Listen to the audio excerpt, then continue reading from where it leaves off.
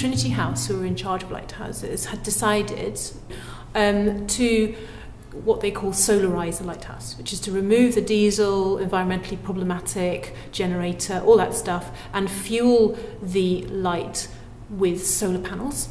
Now, the islanders call that light the loom. It's their word for it. And when I went to the island, I was looking for language. I was looking for the language in the landscape and in the experience. I thought my job was to tease out or absorb words from the experience. And when I came away, I suddenly realised that loom was a really terrific idea because it kind of wove the whole thing together. So we made an installation called Weave, which to some extent its full name is Enlli Weave. And in order to get that going, I wrote a 6,000 word kind of meditative work, really, which used all the different, or some of the different technical terms associated with weaving in a kind of order. So it's got about 7 or 8 parts, and the first one's called carding. And I overlaid that with the experience of going to Bardsey on the research trip. So the first section on carding is about me being in Aberdaron waiting to go. And I took the words for the gateway from part of the text, which is called shuttle.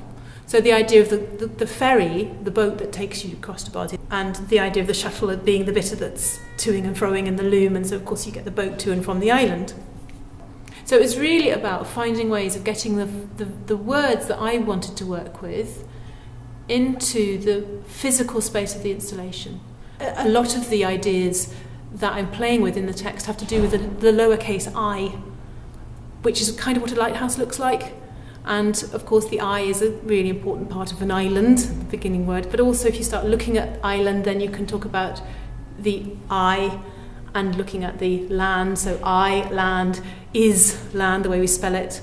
And then another part of the text is about the notion of textile, that text is itself a kind of a textile, it's tissue, it's woven. So the whole piece is meditating on those ideas, really, and I just extracted some of the bits. So on the front of the curtains I put the words, and then they've attached blackout to the back of it. So it's like the words are a kind of middle ground, you have to cross through them. That was the closest I could get to getting words invading the space. And then what's on the curtain are the very old Welsh field names and coastal features.